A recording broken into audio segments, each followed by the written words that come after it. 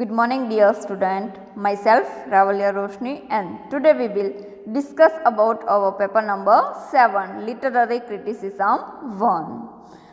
In our previous lecture, we learned about importance of craftsmanship in literature, and today we will discuss about reading as the best way to enjoy literature. એટલે કે કહેવાનો મતલબ એવો કે reading એટલે કે વાંચન, સાહિત્યનો આનંદ માણવાની શ્રેષ્ઠ રીત એટલે કે વાંચન. Literature is a matter that is to be felt by heart. સાહિત્ય એટલે એવી વસ્તુ કે જેને આપણે હૃદયપૂર્વક અનુભવી શકીએ. It is a special kind of study that can provide enjoyment, Joy and aesthetic pleasure. સાહિત્યનો મતલબ અથવા તો લિટરેચર એટલે કે શું? તો કે તેમાંથી આપણને શું મળે છે? તો કે એન્જોયમેન્ટ, મનોરંજન મળે છે, ખુશી મળે છે, એસ્થેટિક એટલે કે નીતિશાસ્ત્ર અથવા તો આનંદ મળે છે. અને આના માટે આપણે આનંદ માણવા માટે, મનોરંજન માણવા માટે અથવા તો કોઈ વસ્તુનું જ્ઞાન મેળવવા માટે આપણે સાહિત્યને વાંચીએ છીએ. It can be enjoyed through different device like watching drama, through technology, performs and reading etc. આપણે આનંદ માણવા માટે, ખુશી માટે, મનોરંજન માટે અલગ અલગ ડિવાઇસ એટલે કે તરકીબ અથવા તો અલગ અલગ રીતે આપણે તેને આનંદ માણતા હોઈએ છીએ. આ અલગ અલગ ટેકનિકની અંદર નાટકો, ટેકનોલોજી, કોઈ ટૂંકમાં નાટકોની ભજવણી, વાંચન, આ બધી વસ્તુમાંથી આપણે આનંદ મેળવતા હોઈએ છીએ. Of all, reading is one of the easiest and cheapest form of enjoying literature. ખૂબ અહીંયા કંઈક અલગ વાત કહી છે. ઇઝીએસ્ટ એટલે કે સરળ અને ચીપેસ્ટ એટલે કે સસ્તી. જો વાંચન છે તે સાહિત્યનો આનંદ માણવા માટેનો એકદમ સરળ અને સસ્તો ઉપાય છે. It is a pleasant surprise to mention that. Pleasant એટલે કે આહલાદક.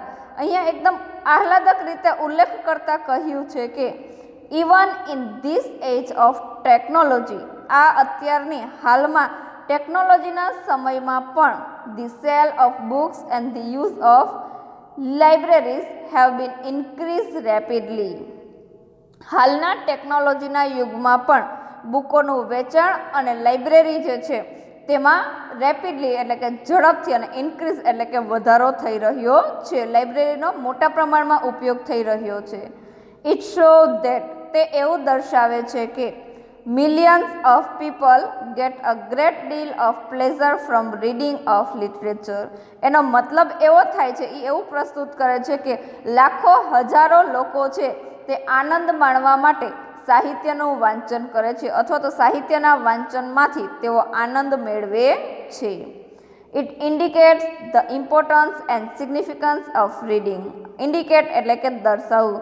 તે એવું દર્શાવે છે અથવા તો તે સાહિત્યનું મહત્વ અને તેનો અર્થ દર્શાવે છે. વાંચન માટે ખરેખર વાંચનનું મહત્વ કેટલું છે તે આ બાબત ઉપરથી આપણે જાણી શકીએ કે હાલમાં જો અત્યારે ટેકનોલોજીનો યુગ હોવા છતાં લોકો આટલા પ્રમાણમાં લાઇબ્રેરીનો અને પુસ્તકોનો ઉપયોગ કરતા હોય તો આપણે જાણી શકીએ કે ખરેખર વાંચનનું મહત્વ કેટલું છે. There are many poems or novels or dramas. અત્યારે ઘણી બધી કવિતાઓ, નવલકથાઓ અને નાટકો છે which will give direct and immediate pleasure through reading at a glance only. glance એટલે કે ખુશી, કે જે વાંચીને આપણે તાત્કાલિક તેને વાંચી અને ખુશી મેળવી શકીએ છીએ.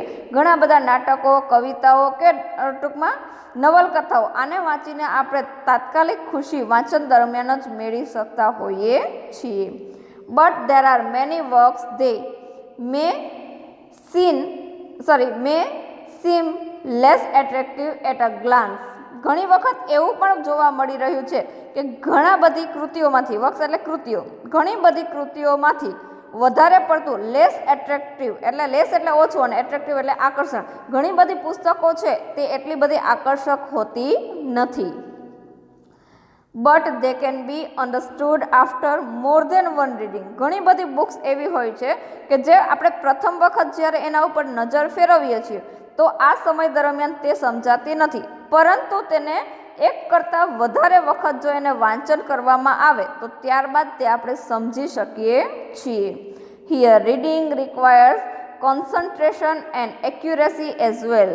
ખાસ મહત્ત્વની વસ્તુ, આ તો દરેક લોકો માટે મહત્ત્વનું છે કે જ્યારે તમે કોઈ પણ વસ્તુનું રીડિંગ કરતા હોવ છો ત્યારે તમારું કોન્સન્ટ્રેશન એટલે કે ધ્યાન અને એક્યુરેસી એટલે કે સચોટતા, તમારું ધ્યાન ખરેખર તે પુસ્તકમાં જ્યારે હશે ત્યારે જ ખરેખર તમને તે પુસ્તક સમજાશે. તમને પણ આ વસ્તુનો અનુભવ થયો હશે, જ્યારે તમે નોવેલ વાંચતા હશો તો નોવેલમાં તમારું ધ્યાન એકદમ ચોંટેલું રહેશે. જ્યારે તમે તમારા અભ્યાસક્રમની કોઈ બુક્સ વાંચશો ત્યારે તમને એમાં તમારું મન છે તે વારે ઘડીએ ભટકી જતું લાગશે. The great writers like Milton, Dante require a great deal of study in order to enjoy their work. ઘણા એવા મહાન લેખકો થઈ ગયા કે જેમાં મિલ્ટન, દાંતે આ બધા લેખકો એવા હતા કે જે ખરેખર એક અભ્યાસ તરીકે, એક આનંદના અભ્યાસ તરીકે સાહિત્યમાં કાર્ય કરતા હતા. When literature is read twice, thrice, etc. જ્યારે સાહિત્ય ટ્વાઇસ એટલે 2 વખત અને થ્રાઇસ એટલે કે 3 વખત, જ્યારે સાહિત્ય 2 કે 3 વખત જ્યારે વંચવામાં આવે છે ત્યારે then it gives new problems, new ideas, new interpretation. જ્યારે તમે એકને એક સાહિત્ય 2 વખત 3 વખત વાંચો છો ત્યારે તેમાંથી તમને નવી સમસ્યા, નવા વિચારો અને નવું અર્થઘટન મળે છે.